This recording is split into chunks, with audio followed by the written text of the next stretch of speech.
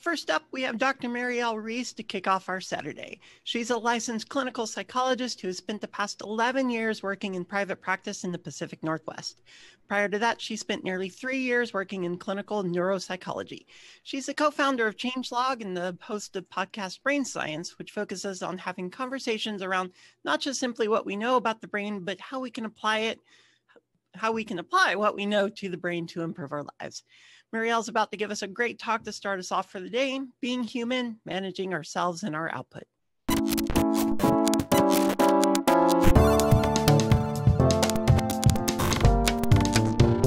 Hello, and welcome. I am so excited to be here with all of you today, especially in this alternative format. I just welcome the opportunity to interface with others in a sort of new way of doing things. And so let me take a quick second and introduce myself to all of you. My name is Dr. Mireille Reece, and by trade and training, I am a clinical psychologist. I have spent over the last 11 years working in private practice here in the Pacific Northwest. And prior to that, I spent nearly 3 years working in clinical neuropsychology, wherein we primarily worked with individuals who sustained brain injuries or were struggling to navigate developmental disabilities. And so it was through that experience in neuropsychology that really cultivated my love for the brain and understanding some of the physiological underpinnings behind the choices we make and the behaviors that we all do. And so it was through a relationship with Adam Stacoviak that we also founded the podcast Brain Science just over a year ago, which focuses on these conversations around the brain and the body, and especially mental health. And so we have conversations talking about not just what we know about the brain, but how what we know about the brain changes our lives. And so thank you to Heartifacts and everybody who has contributed to make this event what it is today and this week, because you guys can also see the need for having conversations around learning how to manage our mental health just as much as we do physical health. So thank you to all of you. And I want to give you one little nugget, sort of that we repeat often over on Brain Science. And that is name it to tame it. And what I mean by that is we know from research that when we have a vocabulary relative to what's going on internally, that we're better able to tame or sort of manage the feelings we have. And ultimately, that's my hope for you today, that we build a little bit more of a repertoire of vocabulary around what's going on in your brain and body so that you can learn how to human better, because before the tech is always the human.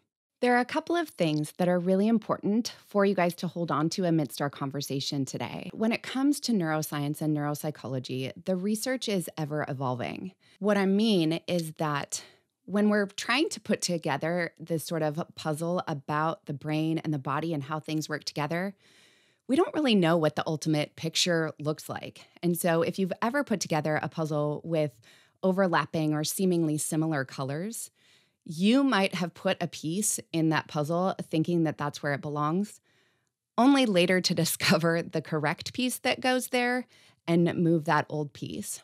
And so when I talk today, there are sort of little nuggets relative to what we know about the brain today, but bear in mind, those are ever changing. With that said, the other thing I want you to hold on to is this concept of neuroplasticity. So I wouldn't be having this conversation today if I didn't really have so much hope for people in changing how they feel and how they navigate their lives. And what's at the root of that is actually brain change. What I mean is that our brains are designed to adapt. And this is a concept called neuroplasticity, wherein our bodies are made up of chemical and electrical processes, all right? And neurons, which is sort of the most fundamental thing relative to our thoughts, neurons operate by the all or none law. And just like that sort of wonky carnival game wherein you take a hammer and hit the platform and this little trinket flies up the pole, and it either hits the bell or it doesn't. That's how neurons operate. And so they have to get to what we call the threshold of excitation. They have to get big enough or powerful enough in order for a neural network to run. So it's sort of like, this is the way to grandma's house we go. We learn how to sort of do our lives and operate as based on what we've practiced before. And so when we manage ourselves more effectively, we're actually better able to output more of what we want. And that's, I think, why we're all here today, is that you want to understand more of what's going on internally in order to be able to produce, perform, and cultivate more of what it is in your life. I'm going to talk about this relative to 3 aspects of our brains, and that involves cognitive control or managing cognitions. That involves emotional control and relational control. When I'm talking about cognition and sort of cognitive processes, I think it's helpful to understand what I'm talking about in the brain. And so I'm going to be talking not only about structures, but functions. And so luckily I brought my brain today. Nope, not this one, but this one right here. And so if you'll join me and put your hand up, sort of like you're being sworn in. All right. Then what I want you to do is take your thumb and fold it across the forefront of your palm, and then fold your 4 fingers over the top. And now you have your brain too. So what I'm referencing in terms of structure is we have our brainstem, which is sort of here at our wrist. Inside, we have what we call our limbic system, which the 2 key structures, while there's more, the 2 I'm going to talk about today are our amygdala and hippocampus. And then when you fold your fingers over, this is your frontal lobe, which is seated right behind your skull and your forehead here. All right. And why that's important is because the way in which we process information is multifaceted. We process it from the bottom up, like through the brainstem, up through the limbic system, and up to the neocortex, which the frontal lobe is a part of. And then back down. So sort of what we know, other information we have, previous experiences, etc. So that's top down. And then outside in, what's going on outside of us and how we sort of put that puzzle together on the inside. So in cognitive control, I really want to focus on the parts of the brain in the frontal lobe. And so our frontal lobe does a lot of things. One of the ways in which researchers talk about it is what they call executive function. And what that function of our brain does is a lot of what you guys are doing in technology and really any sort of higher order job, in that attention is a component of it. Speed of information processing, like how quickly can I make sense of the data? Set shifting, switching from one task to another thing, to answering a phone, to being interrupted, as well as judgment and decision making. I mean, this is a major workhorse of our brain. And so bear in mind, none of sort of what our brain does is ever just one part. There's always different parts at play. The reason why managing ourselves from a cognitive perspective is so important is because it's really around managing energy and attention. And researchers have said attention is a very competitive environment. So what you are doing all day long is trying to sort of jockey around allocating energy, managing attention, making decisions. And it can be just like lifting weights in the gym. There's a significant cognitive load. And that's why this is so important. Because if you don't manage what's going on in your brain, it's simply harder to do basically everything that you do. There was research out of the University of Oregon's Social and Affective Lab. And if you're not familiar with the term affective, it's really just regarding emotion. So we say affect or emotion. And so moving that, what they looked at was sort of willpower and sort of what's going on and why does it make it hard for us to sometimes do the things we want to do. Much of the time, researchers have sort of looked at willpower and then said, you just have to sort of will it to want it. But it isn't that simple, is what these researchers found. And that they identified that there's a will relative to what we are trying to do and a way that we go about it. And I think many of us sort of get stuck in this sort of, you push harder, you focus more, you sleep less.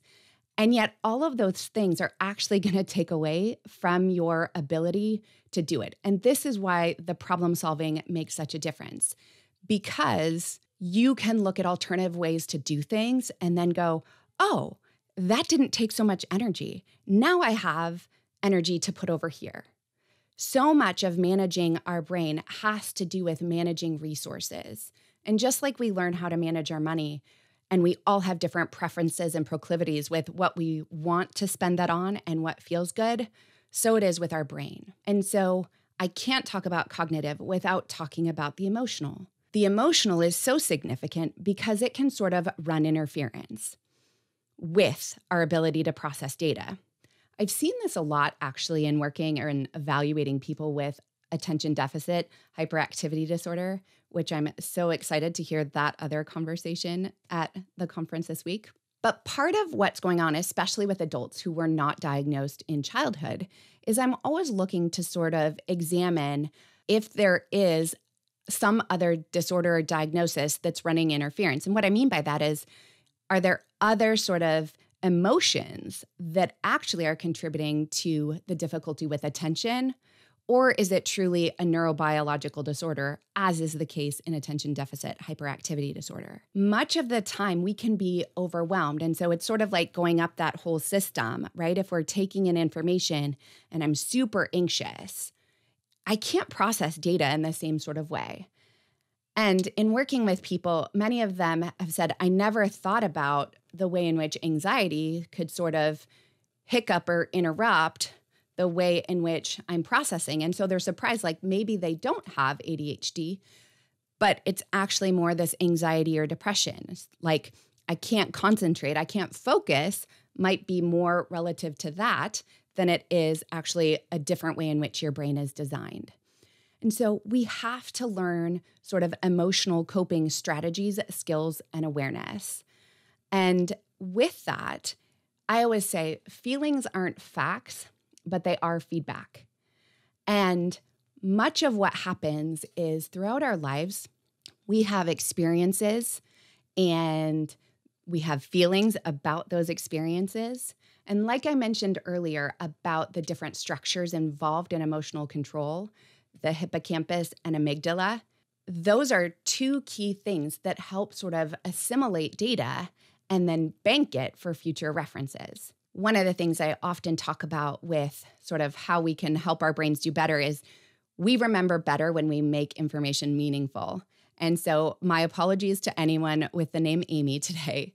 But when I talk about the limbic system, I reference the amygdala as crazy Amy and the hippocampus, if you just think of a big hippo, because I think of the way in which we bank memories. What we know about the brain and relative to emotion is that the bigger the emotional valence, and it doesn't matter, positive or negative, the more likely we are to bank that information. And so what we can do is actually sort of condition ourselves to anticipate a certain feeling or experience as based upon the past, which may very well be how you felt at that moment, but it doesn't mean it's true. When we talk about research in the field, we always sort of talk about it relative to a couple of different terms, and that is validity and reliability. And what I mean by validity is sort of, it's true. Like, yes, that happened. Like I went to the grocery store the other day, or I went out swimming. But when I'm talking about reliability, I'm meaning over and over again that if multiple people researched according to the same way I did, that they would cultivate the same results.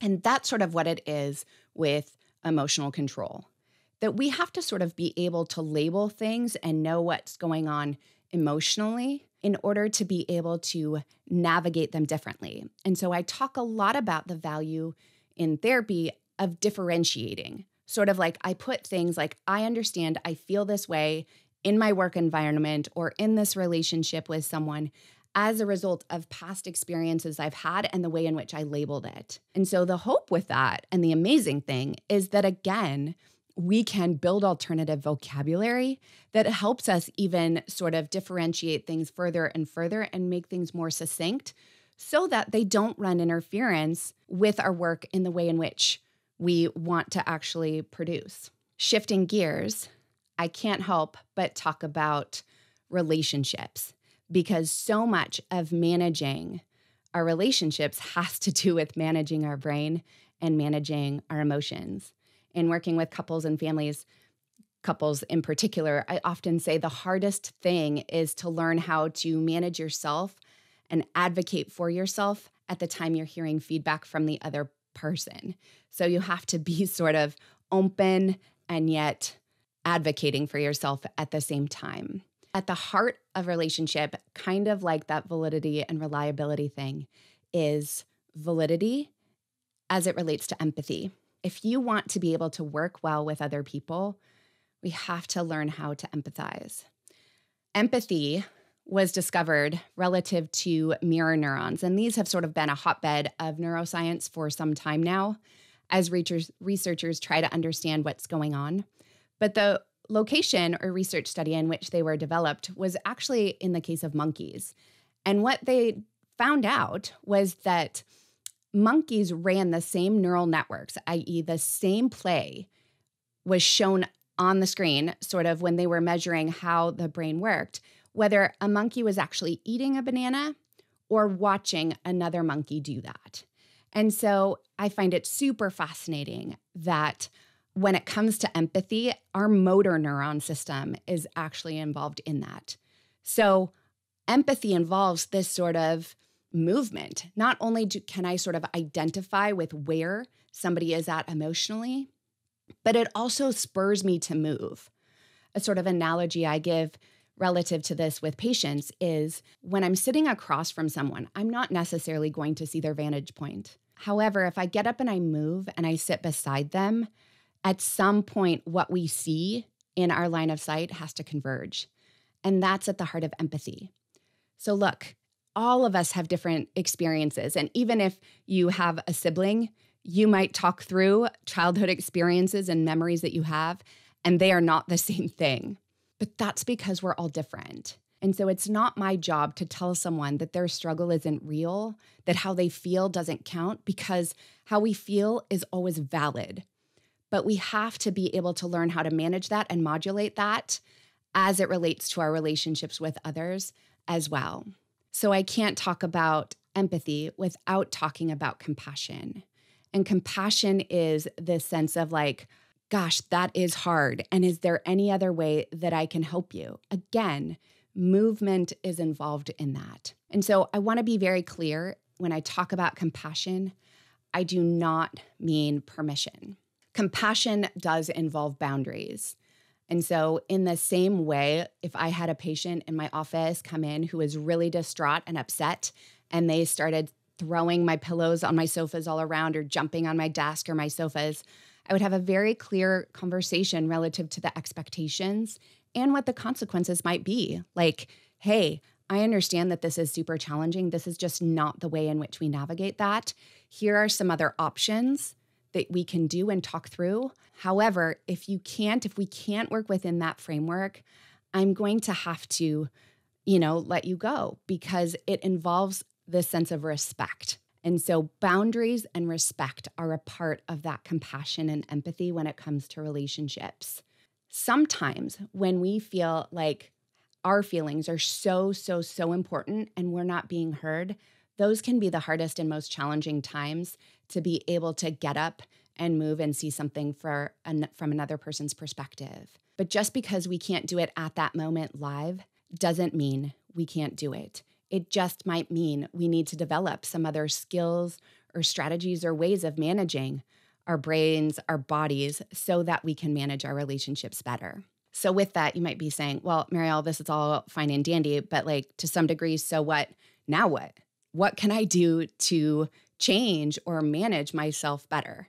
I would say, I'm so glad you asked. When we're trying to change, the place we always start is asking questions. And with asking questions, the reason I do that is so that I can develop more awareness around what's going on and what could be contributing to where I'm getting stuck or why I'm having trouble. Awareness is interesting because you might think that, it's just sort of hardwired into us.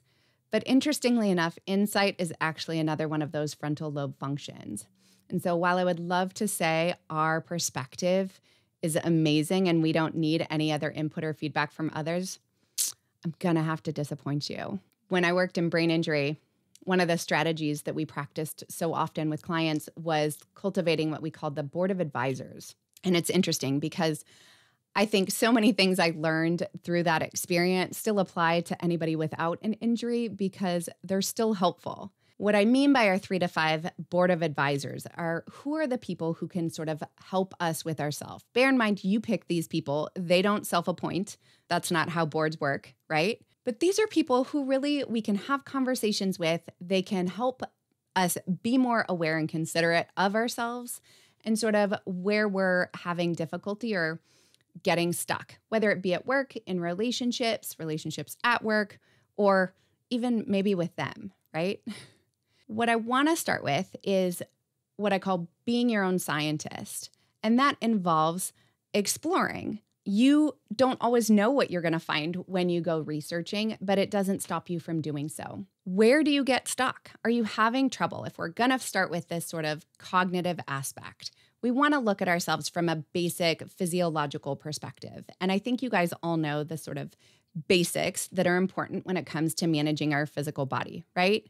Like food, sleep, exercise, right? And really a lot of that has to do with managing energy, because if I don't get enough sleep, I'm probably going to struggle with my energy. I might, borrow some from caffeine, but that's going to dissipate at some point.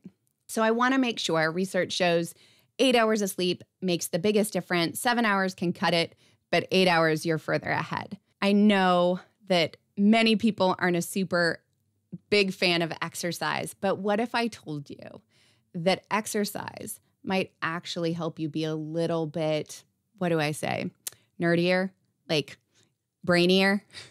Because what exercise actually helps us do is improve that neuroplasticity.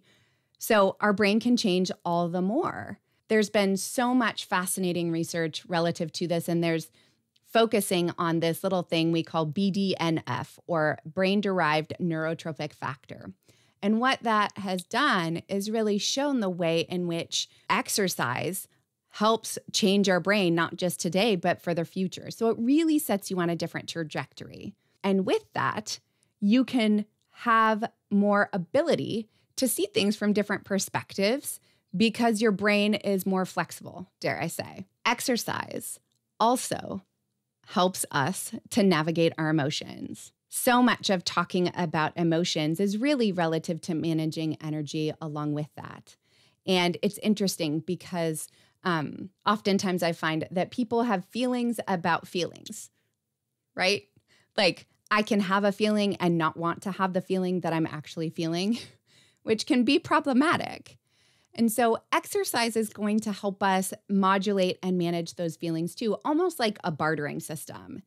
This sort of discharges and sort of moves the energy so that it doesn't just sort of stay confined inside of us, but rather we exchange it in other ways with the world outside of us, whether I'm in a gym, walking outside, playing tennis, basketball, you name it, swimming. Any and all of these things really help us to manage both the cognitive and the emotional aspects of ourselves. I don't know if you've thought about this much, but the role of expectations we have for ourselves also plays a significant role in how we feel and how we manage ourselves and especially our work. Because we can sort of be critical or upset with ourselves because we don't feel like we measured up to our expectations. And when that happens, there tend to be a few feelings about that. So I want you to be aware of what you expect of yourself. Could you even answer that if I asked you today? How are you expecting yourself to perform?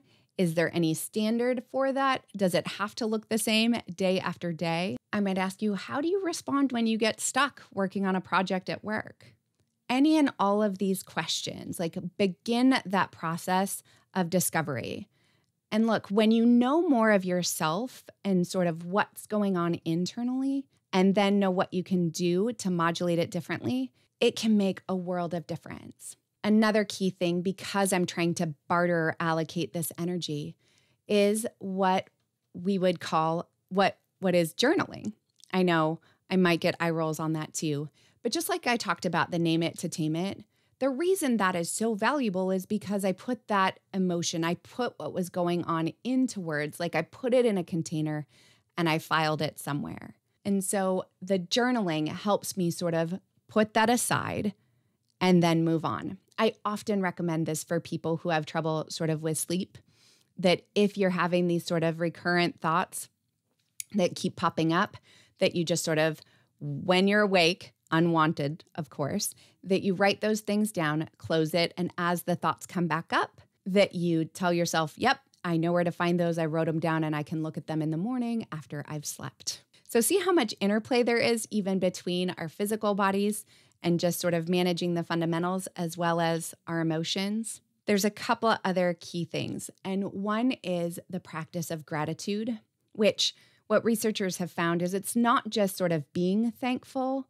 but actually expressing gratitude to a person or writing it down on a more routine basis. I've heard it said, that it's not happy people who are thankful, but rather thankful people who are happy. Our brains tend to feed whatever it is we focus on. And if I practice gratitude, guess what I'm focusing on more often than not? I'm focusing on the good, on the things that I'm thankful for, which sort of prompts my brain to see more and more of the good things and the opportunities that I want to see. Apart from that, one of the other really helpful things, if you're not familiar with mindfulness, it really is just orienting yourself around the here and now. And so that could look like I'm sitting here having a conversation with you via video, right?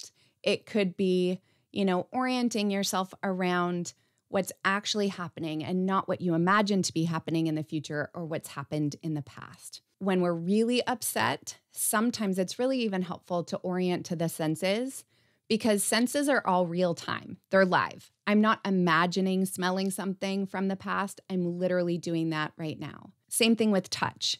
So if you go through and say, name 3 things you could see, smell, touch, taste, or hear, that's a huge way to help manage our emotional responses so that we're less overwhelmed, and then we can go finish a job, talk to a coworker or a significant other. It really helps sort of lower that threshold of emotion. When we manage our emotions, it also will help us manage our relationships all the better. It's not uncommon to have strong feelings about people in terms of what they say or what they do, especially when you're in close proximity. Not that anybody is like that today. With our relationships with others, there's 2 C's that I want you to focus on, and that is compassion and curiosity.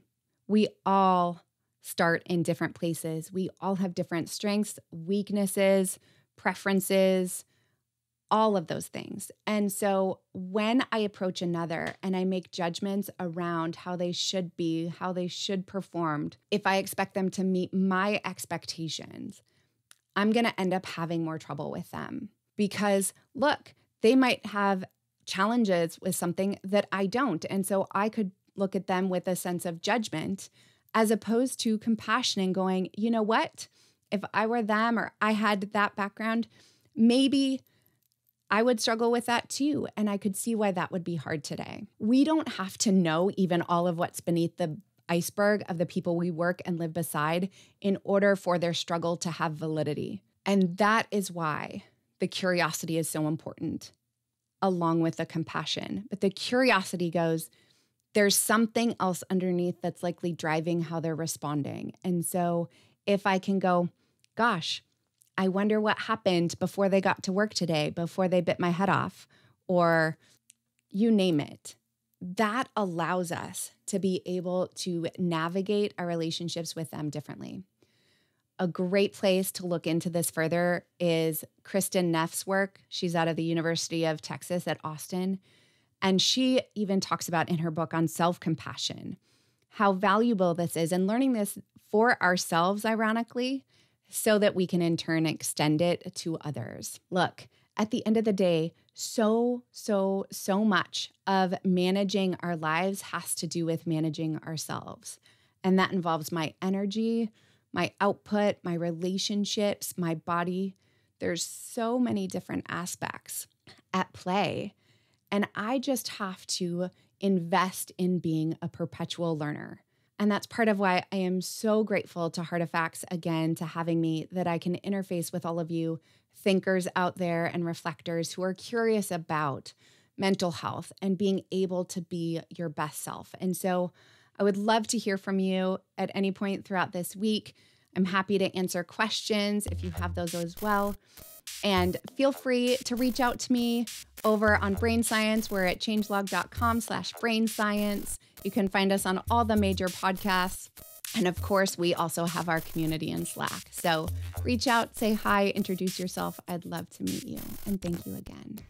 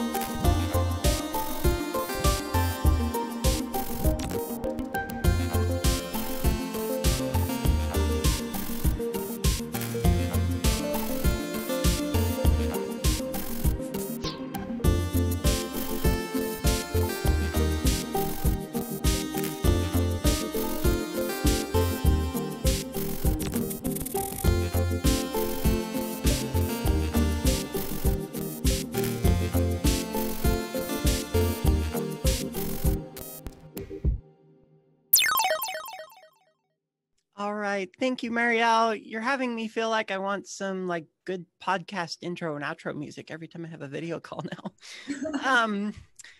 So welcome. Thank you for joining us and thank you for your talk. Now's our Q&A portion. We got a question. I'm hoping I can pronounce all these words. Are there natural ways to increase norepinephrine and acetylcholine prior to tests that require focus and or something you want to learn? Or does increasing these chemicals actually help with neuroplasticity, specifically in adults? Yeah, so can you hear me okay? Yeah. Okay, great.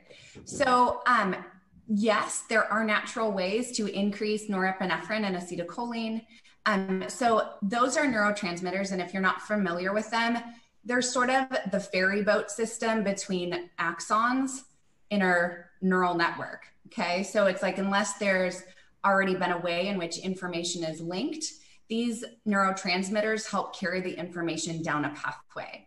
So exercise is actually the way in which we increase those. And so specific types of exercise work differently for these neurotransmitters. For example, yoga, dance, that seems to work more on dopamine, whereas I want to say, and I will double check this, but norepinephrine is HIIT training is where that can be most helpful. And serotonin is bilateral movements like swimming, walking, running. So as it relates to neuroplasticity, yes, because that's like I noted, all of these are involved in that BDNF growth. When I exercise, that's how I can improve my cognitive flexibility. If you want a great resource, there is a book called Spark that was written relative to exercise and sort of how it can help us learn better. So there's research, I want to say, out of the school system in Florida State, and how kids who came in and started moving and exercising and did that more often actually were able to learn better. And so then what you said, post-focus learning, what is the best way to ingrain what was learned? There's a number of different strategies relative to memory and remembering. So the process of memory involves 3 steps or stages. There's encoding, there's storage, and there's retrieval. And so if nothing goes to get stored or banked, there isn't retrieval because it's not there. So the shift or in between that attention or sort of encoding and storage is only about 30 seconds long. So your brain makes a decision whether or not it's going to assimilate it and consolidate it or let it go. We tend to remember information in chunks of 7 plus or minus 2, interestingly enough. But there's all sorts of strategies. So you can make information meaningful, like I said, in terms of how does it relate. This is why people create mnemonics or sort of short words that help them remember certain things. And that's why little things like name it to tame it are helpful so that you can remember. So that's a way of consolidating information to learn it better, to sort of have it for future reference. Yeah. And I know we're going to answer a little bit of this in the next talk, but maybe you have some ideas. Empathy and compassion can be hard with a distributed team of people who've never met in person. Do you have any resources for group activities that could encourage stronger empathy and compassion among your coworkers? Yeah, so one of the things that researchers have looked at is actually the role of facial expression in emotion. So ironically, some people actually looked at, I don't know if you've heard this, that how couples will start to look more like each other as they age. And ironically, because of that motor component in empathy, people, when they're empathizing, contort their faces similarly. Hence, as you age, your face starts to have similar creases because you've been empathizing repeatedly. So this is why, like, even after starting doing brain science with changelog, we actually switched to recording with video. So that is one of the most significant things I think is helpful with remote teams to help cultivate more empathy.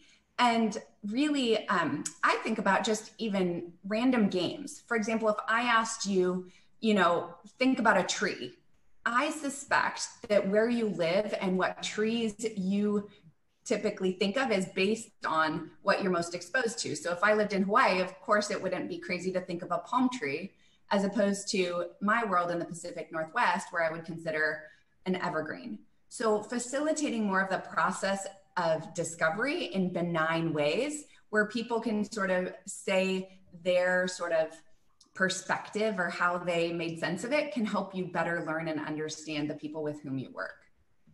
Yeah.